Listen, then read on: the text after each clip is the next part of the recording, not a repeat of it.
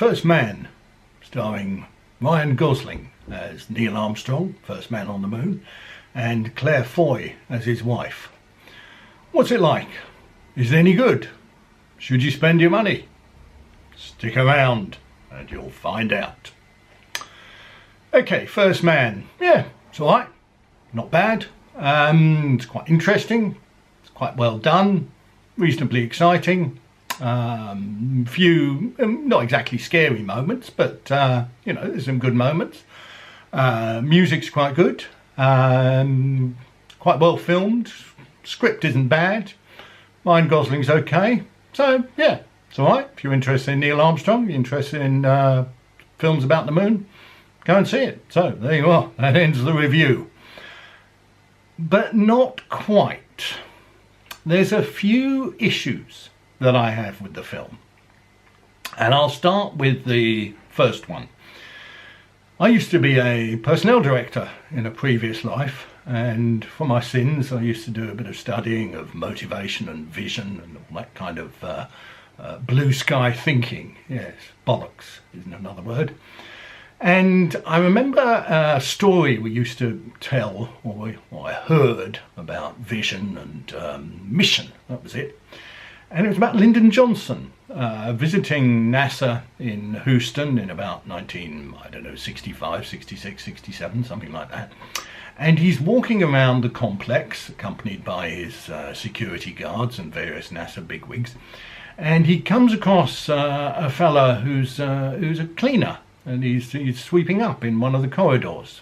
He's probably an elderly black fellow, because they usually are in these films. Sorry, in these motivational stories. And Lyndon Johnson stops and he says, good morning, young man, or old man, or whatever he was. And what do you do here? And the man looks at him and says, I'm working to put a man on the moon.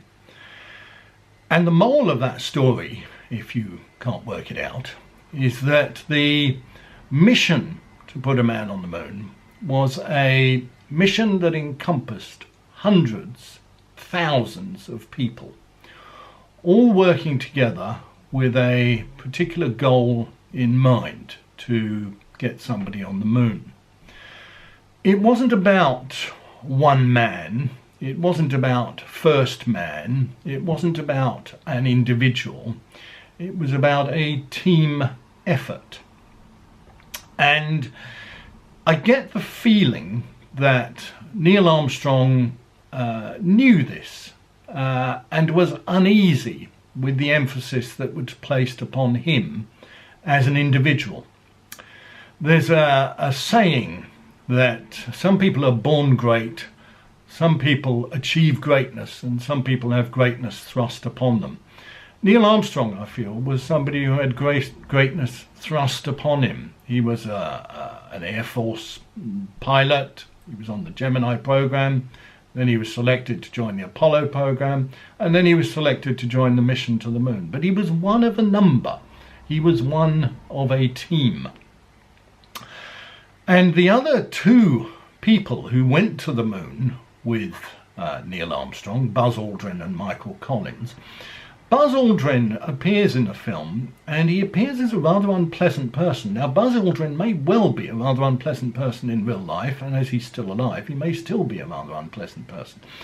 Michael Collins is not even mentioned in the film. There is one reference that Ryan Gosling as Neil Armstrong makes to Mike as they're in the command module heading to the moon, but there is nothing about Michael Collins, and you wouldn't know that he was one of the team. So the emphasis on first man, and yes, I know Neil Armstrong was the first man on the moon, and I know the film is called First Man, but it creates a problem with the film because it rather emphasizes one of the other key issues with the film, and that is that Neil Armstrong is not a very interesting person. Now, when I said this to my wife after the film, she thought it was some kind of criticism of Neil Armstrong. It's not meant as a criticism of Neil Armstrong. He doesn't have to be an interesting person. He doesn't have to be a fascinating person. He doesn't have to be a character with hidden depths. He's a man who went to the moon. He was on a mission. He was part of a team.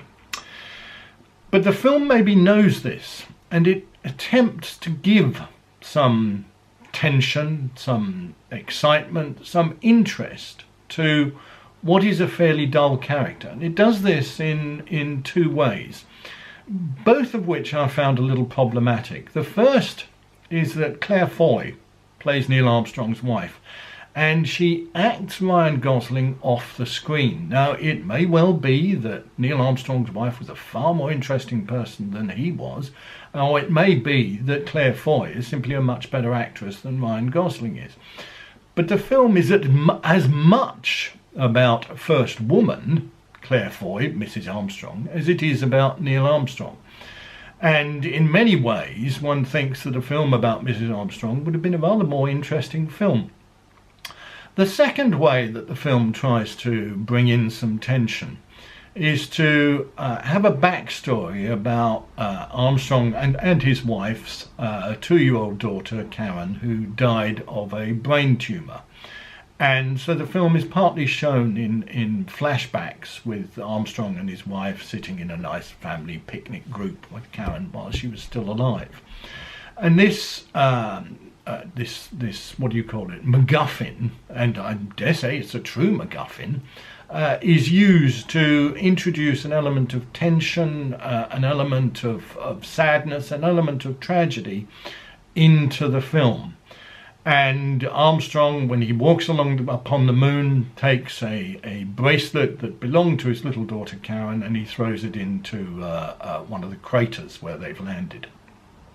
Now, this may well have happened, but it reminded me a little bit of that scene in Darkest Hour where Gary Oldman as Winston Churchill rides on the tube and meets a young black fella wearing a pork pie hat. And they discuss Shakespeare and what a wonderful place England is. And you think to yourself, this never happened. They made this up. Now, they may have made it up about the bracelet, they may not have made it up. But the way it plays is a bit like they made it up because they needed it in the story. So the film charts Armstrong's development as a test pilot, suffering the odd accident, major risks, joining the Gemini program, then the Apollo program, going through the training, then lift off, going to the moon, landing on the moon, coming back, going into quarantine, and seeing Claire Foy through the glass.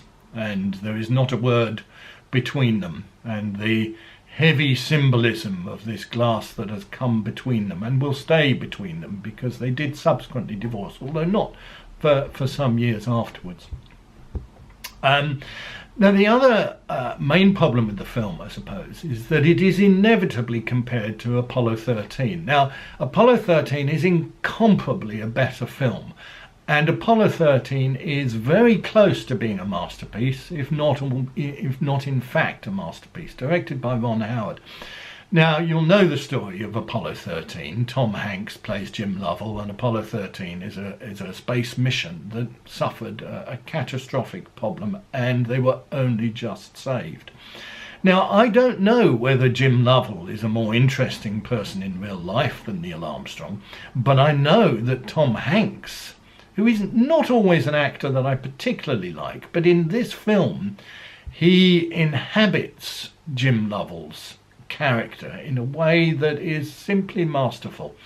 And he brings in tension, sadness, pathos, risk, ultimate triumph, in a way that is missing in Gosling's portrayal. Now, it may well be, of course, that it's missing in Armstrong himself. And my feeling is that Armstrong was, as I said, uneasy with this whole level of greatness, this whole mantle that was wrapped around his shoulders, and he retreated from it. He didn't play the celebrity. You can't imagine Neil Armstrong appearing in the Big Brother Celebrity House. You can't anyway because he's dead now. But you can't imagine him appearing on I'm a Celebrity, Get Me Out of Here. You can't imagine even, God forbid, appearing on Strictly Come Dancing. But that's another disaster which is not part of this review. So the film is, as I said, it's fairly interesting, it's exciting, it passes 2 hours very comfortably, very pleasantly, But if you want to see a film about the Apollo missions, if you want to see a film about what it may have really been like in going to the moon, about what weightlessness feels like, Apollo 13 is the film for you. First Man, well, yes, if you're a young person, you don't know who Neil Armstrong is, you'll learn something from this film. You'll have a pleasant 2 hours, as I said at the beginning. But it's not a great film. Ryan Gosling is not a great actor. Claire Foy is a great actress. So, that's my view. See you next time.